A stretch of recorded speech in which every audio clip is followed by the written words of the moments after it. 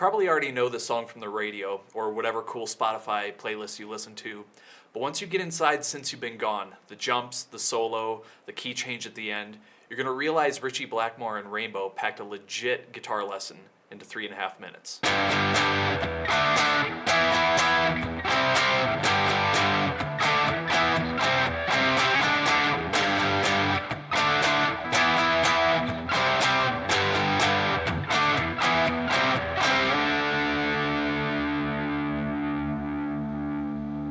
Hey everyone, I'm AJ Hansen with Level Up Your Guitar. Tab sheet music is in the description. Private lesson link is also down there. Let's get into it. So this is a level 5 song in my power chord playlist. And power chords are exactly what this whole song is built on. The focus is really on two things: fretboard jumps, rhythm and strumming precision. Those are the skills that pay dividends all over your playing. I've had students come to me wanting to learn this song specifically because it sits in that sweet spot of not super easy, but it's not overwhelming. There's a solo in the middle that's actually learnable quickly, a cool key change, and a handful of technique concept that will sharpen you up fast. I'm not covering the outro solo, but if I get enough requests for it, I'll do a part 2. All right, let's dive in. Let me demonstrate. Nice. Let me demonstrate the intro first so you can hear what we're going for.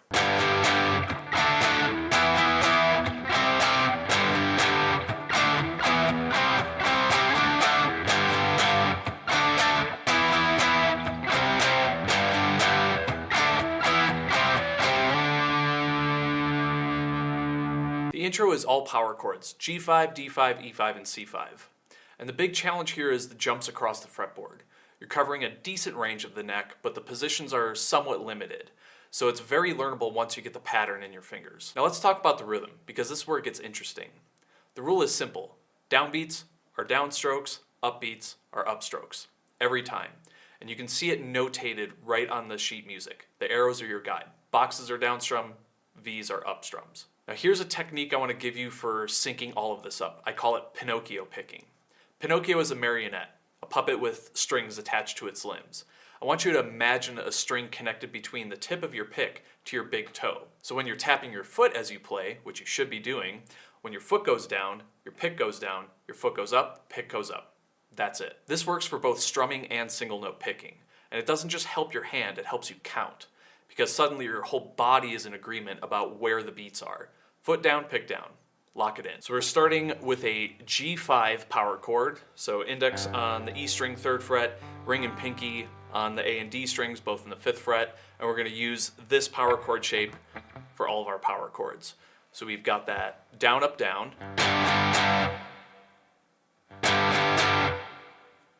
Then you've got 2 8th notes of rest. And on the and of 3 and beat 4, you get an up down on D5 in the 5th fret.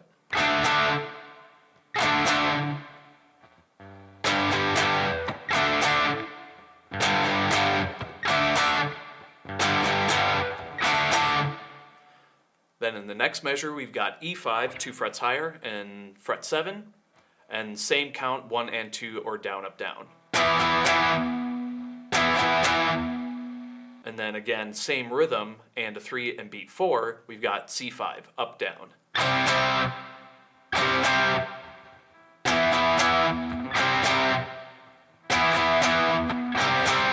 So pulling the first 2 measures together, we've got.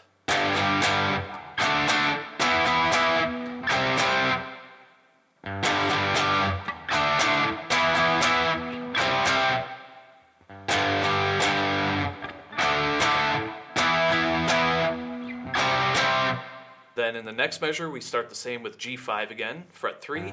Then we jump up to D5 and fret 5, and up strum, because now we're into the syncopated part of this riff. So up strum, because that's on a weak beat. Up 2 frets to E5. Then down to the 3rd fret for C5.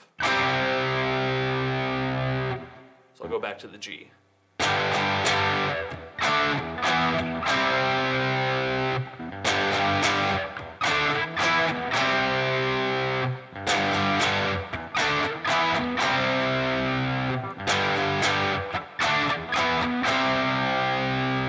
And then on the and of 2, we stay on the C5, and we'll go up, down on C5, up, down on D5.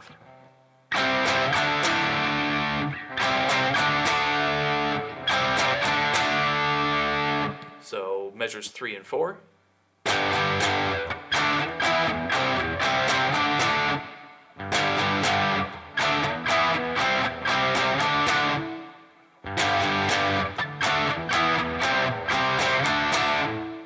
And the second half of the intro, it starts exactly the same.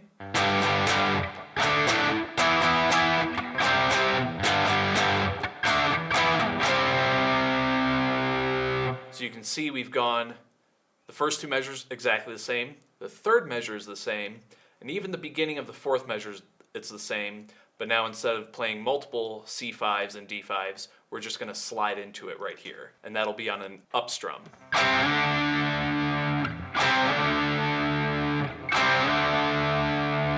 So let me play those 4 measures in context.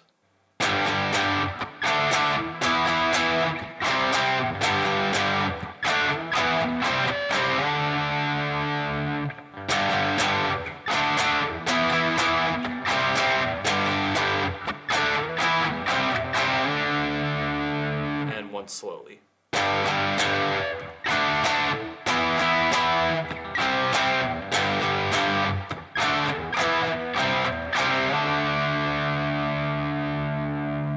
So a quick mention, during the rests and the syncopated part, even though they're rests, what you want to do is you want to keep the motion of your right hand consistent. So picking is, in a sense, kind of simple. Pick goes down or pick goes up. There's no other directions. So you want to keep that momentum of your right hand going. So you'll notice, and you've probably seen this with other players or maybe in some other videos where you kind of have these ghost strums. So that's usually what I'm doing here in between those pockets or in those pockets of rests. So you want to just keep that hand going and keep it going again with your foot. And one other thing I almost forgot to mention, at the end of the intro where you have that slide from C5 to D5, you can see it's a half note, so you got 2 beats right there tied into a measure of 6/4 where we have a dotted whole note, so that's 6 beats there. So generally you'd be counting beat 3, 4, and then you'd want to start your count again from 1, 1, 2, 3, 4, 5, 6. But it's 8 beats in total. I usually go 3, 4, 1, 2, 3, 4, 5, 6. Let me run through the verse so you get the feel of it before we break it down.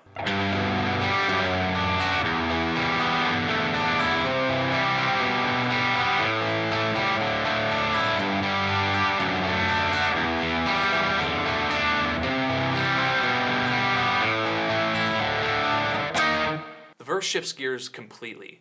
We're out of the power chords and into open position chords. And these are common shapes, so there's a good chance you've already played most of them. So since we can see all the shapes, I'll just show them really quick. We've got G. I'm doing the 4-finger G, or the Clapton G as I've heard it called before. Then we've got D major over F sharp, so you can pull your thumb up and over to play this low F sharp. Now, short side tangent, I am not a thumb player. I actually have short stubby thumbs, so I'm not made for that Jimi Hendrix style playing. Plus, I remember playing this one time in my classical guitar classes in college, and I got the stink eye from my professor, and then I learned it the traditional way. But here, we're using our thumb. This is rock and roll. So we've got our D over F sharp, then we've got an E minor. Now usually I tell people to play the whole chord, especially these simple open position chords, but because we're going through these rapidly, you can just use the middle finger. I'd recommend that finger. And then we've got D suspended second to our trusty C major, and then a voicing you don't always see of G over B with just a single middle finger. And then we've got an A5 power chord. Sounds like Don't Fear the Reaper to me. It doesn't work for me. And then back to D suspended second. So those are all the chord shapes you're going to run through here. So what's different here is the picking approach. Let me explain what I call mountain peak picking. So look at the notation for a second. The notes go from low strings to high strings, and you're arpeggiating upward. And then the line just drops off before the next chord. And when you look at the tab or the standard notation, it literally looks like a mountain with a cliff on the other side. So you've got your mountain you're climbing up, and then boom, there's the cliff drop off. And then a new mountain appears, and then boom, it drops off. Mountain peak picking is this. You downpick every note in the arpeggio until you reach the highest string in the group, the top note. The one right before you reset to the next chord, that's your up pick. That up pick is your momentum. It's what gives you the energy to launch back down to a lower string with ease instead of fighting gravity. I'll demonstrate this real quick just with some muted strings.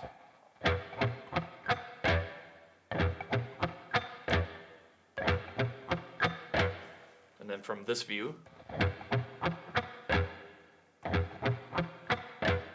so you can see I'm doing my down picks, and that up pick on the highest string gets me halfway back to the low E string, which is my next note. Sometimes you might do an up pick and only have to go to the next string, or maybe just a 2-string skip.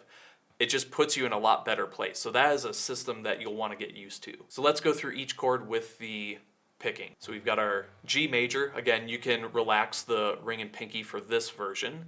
So we've got down, down, down, up. D over F sharp, down on the E string. String skip to the 3rd string, down, down, up. Middle finger on the E minor. D suspended 2nd. C major. G/B. A5. Back to D suspended 2nd.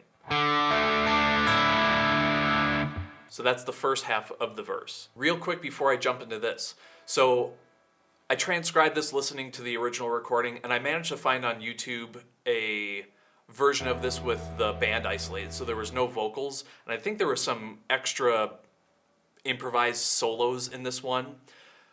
This song is hard to hear during the verse section. Sometimes, like, just the overlapping of the different instruments just decimates the guitar. So I made my best educated guess. I'm 90% confident this is what's going on, but it was just impossible to hear. However, the slight difference or variation is a pretty realistic thing that you would see while still using the mountain peak picking system. You would see this type of playing everywhere. So let's jump into that now. So now we've got our G major. Now we need the ring and pinky here. So we've got a big string skip right at the beginning, starting from the E string to the G string. D over F sharp. Here's a different one for E minor. So that goes down, down, up, down. So even though this has a slightly different pattern, that open G note is still our mountain peak, so that becomes our up pick, and that up pick puts us right ready to go back to the D string. Into D suspended 2nd, but now we end on that 3rd fret note on the B string. C major, still the same. G/B, the same. And then A5 with a string skip, and we're hitting the E string open with an up pick. So we're doing that down, down, down, up pattern and skipping the B string to get to the high E string. And then back to D sus2. Same as we did just a few measures ago. We're only playing 3 strings because that quarter note gives us time to get to the pre-chorus. So let me demonstrate the second half of the verse.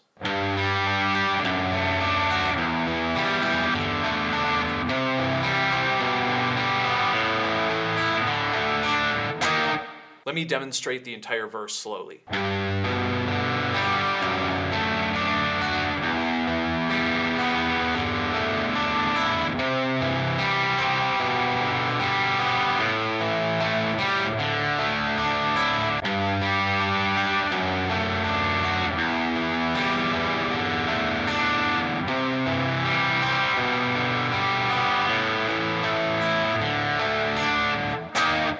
All right, now we're into the pre-chorus. Let me demonstrate it.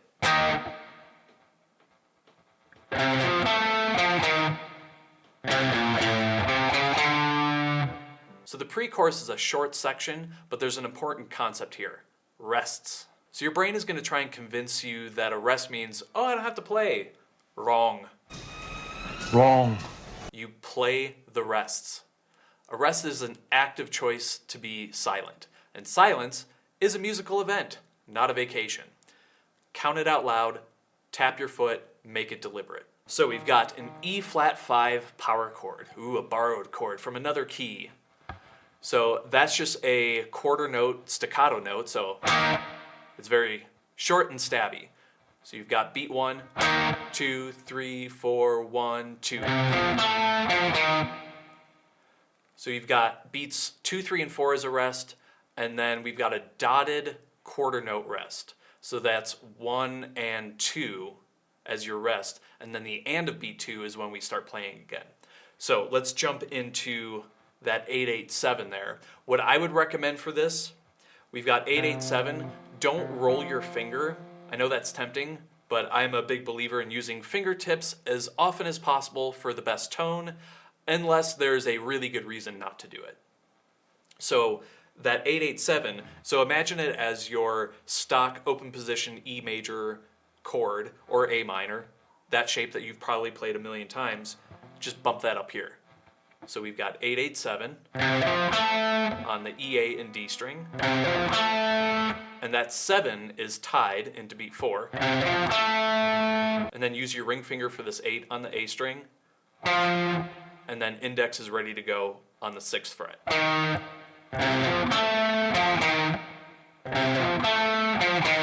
And again, this 6 right here in the 3rd measure of the pre-chorus, that's a staccato note. You can see the dot right under the standard notation note. So after that, beat 2 and beat 3 are rests, and then the rest of the rhythm goes and, for, and. And I would recommend your ring finger on the 8th fret of the E string, index on 6, move the index again for 5. So from the beginning of that part,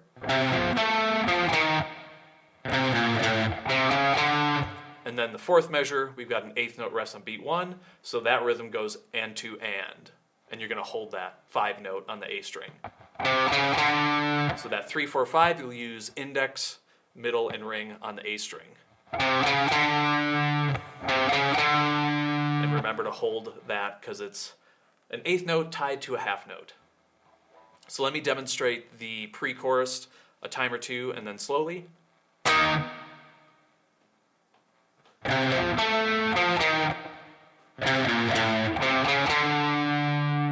And then one slowly, and I'll count out loud. 2, 3, 4, 1, 2.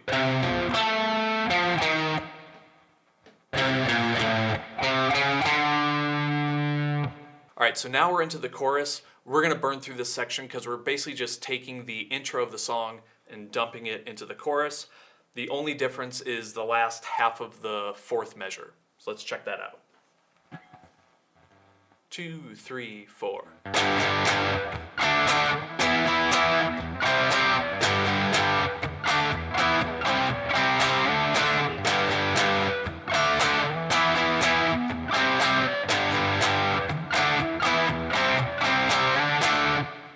So again, measures 1, 2, and 3 are exactly the same. Measure 4, it starts the same in the first half again. So if you remember from earlier, we've got an 8th note rest, followed by the C5 up strum there, rest, up strum again, and then we've got our first down strum with C5, and now we're going to slide into D5, and then one more D5 there. So I'll play that slowly.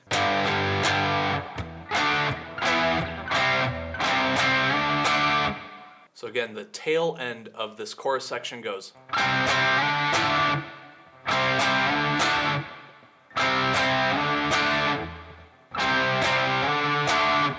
And then once you've got all that, this chorus is played 3 times in a row. I'll demonstrate that.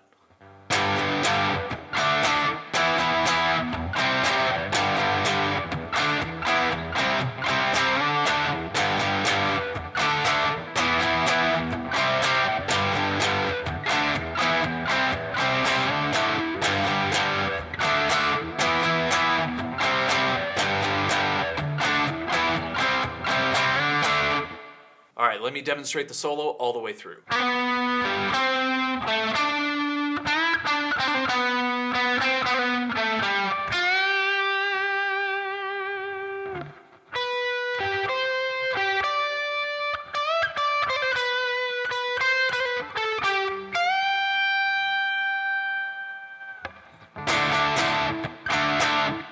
This is a genuinely great middle intermediate solo. It's melodic, it's rhythmically interesting, and it introduces a couple of concepts that will show up all over your playing from here on out. The first thing to notice is the hammer-on pull-offs. You'll see them notated clearly on the sheet music. This is the technique that gives the solo its fluid singing quality with a little bit of flair. The connected legato feel is where the notes seem to flow rather than thump. Think Tom Scholz from Boston. That's kind of the lineage or the style of the time. Learning to execute clean hammer-ons and pull-offs is not optional if you want your solos to have some style. It's must know. The second concept is octave displacement. If you're paying attention, look at how the solo is structured. The first half and the second half are essentially the same melody, but the second pass up at the 12th position, it's the same thing, but a different octave. This is actually a clever compositional trick that a lot of students don't notice until you point it out. And here's my absolute favorite part. In the upper octave, the second pass is played quieter. Dynamics. In a rock guitar solo, it's shocking. Joking aside, think about it like this. When you were a kid and you shouted something outside, the echo that came back was always softer than the original. Same idea. The melody goes out loud, but then comes back quiet. It gives the solo shape and breathing room before the payoff. All right, let's pick apart this guitar solo. So we're doing a slide from below into the 4th fret of the G string. So again, slide from below. Doesn't matter where you start. It's more about the vibe of the slide. Then middle finger and ring will play the 2 5s after that. And then jump that up to the 7th fret, middle and ring.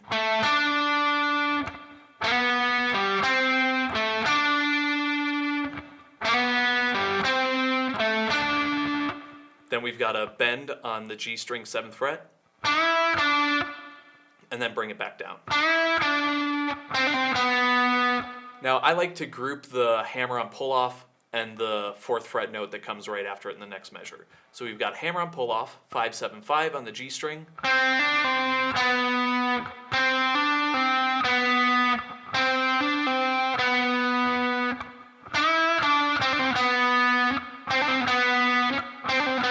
So it goes by quick. So from the beginning we've got...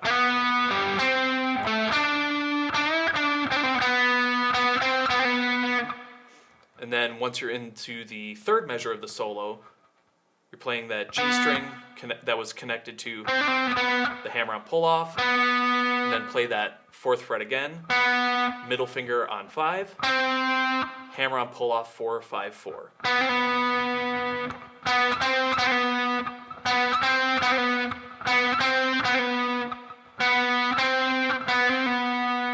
And then you'll dip that index finger to the 2nd fret, and then pinky on the 5th fret,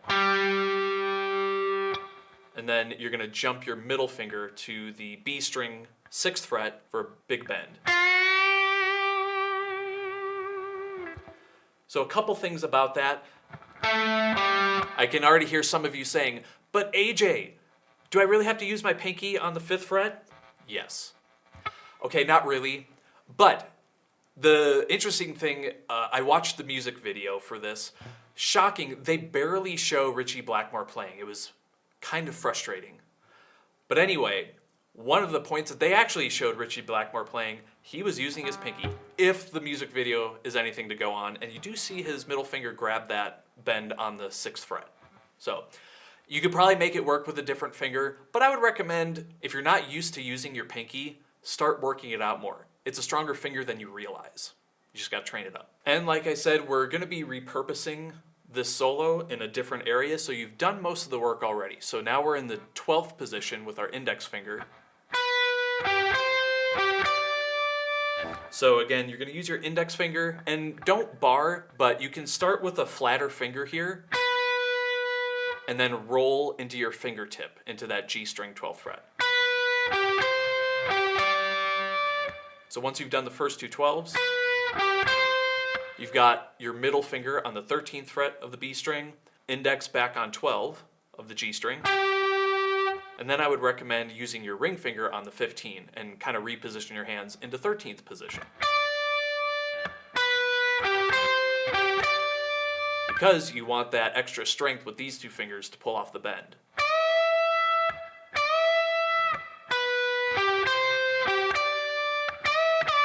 And then you'll release that back down. Hammer on pull off with the index and ring. And then you'll bump down your index finger to the 12th fret.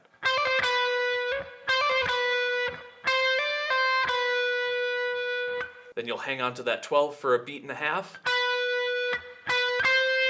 Play 12, 13. And then again, hammer on pull off with index and middle on 12 and 13. Then the ring finger can go to the G string 14th fret.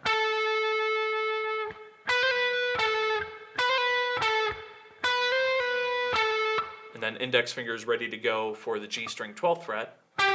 And this one very clearly is another staccato note. You can see the dot above the standard notation.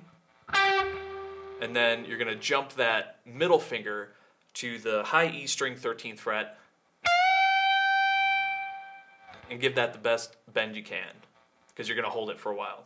And obviously I don't have tons of sustain because that died off pretty quickly.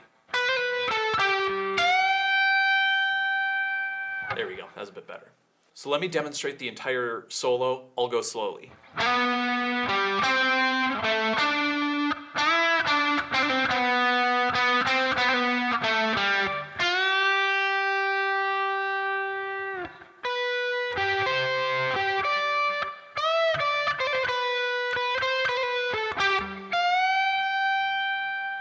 Cool, so that's the entire solo, but then there's still one more measure that links us into the next part. What I would recommend is just call this last measure still part of the solo, where we've got a D5 power chord, and we're gonna go. Same rhythm, same Pinocchio picking, strumming as before, down, up, down, up, down. All right, we're on to the key change. We're in the home stretch. Check this out.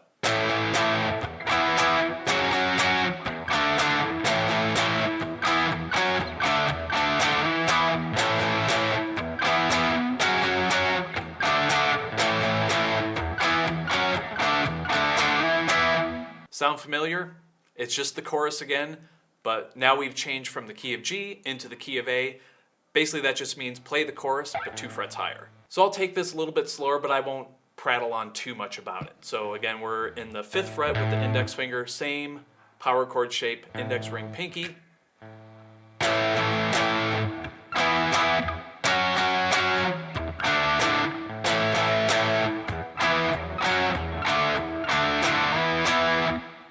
So again, first 2 measures here, same as before, 2 frets higher. Third measure the same, and if you remember back in our chorus, we had this little slide here. So again, if you're good with the chorus, you should be good here, 2 frets higher. Then we get to what I have labeled as the tag. So this repeats twice, and it's still basically the chorus, but we're changing one chord and introducing an F5 power chord in fret 8. Let me demonstrate.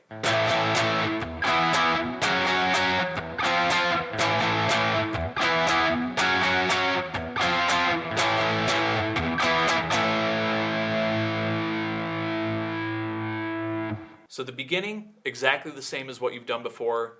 What changes now is before we went to an E5, but now we're playing an F5. So I'll just demonstrate this slowly, starting at the 5th fret,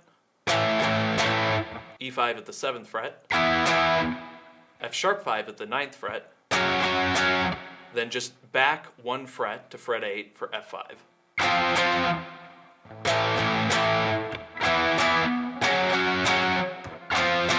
And you're going to do that 2 times.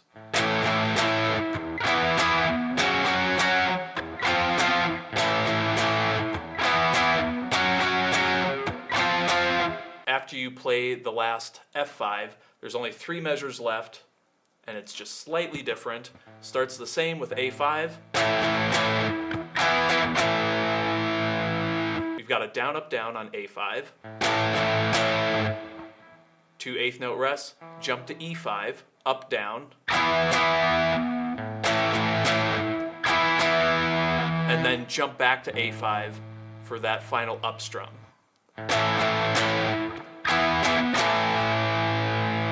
And that's tied to 2 whole notes, so for 2 full measures.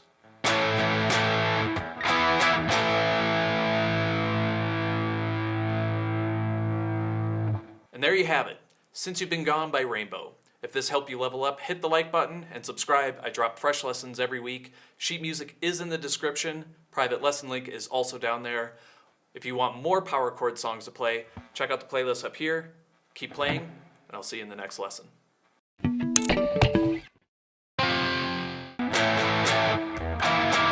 Oh man. Try it again.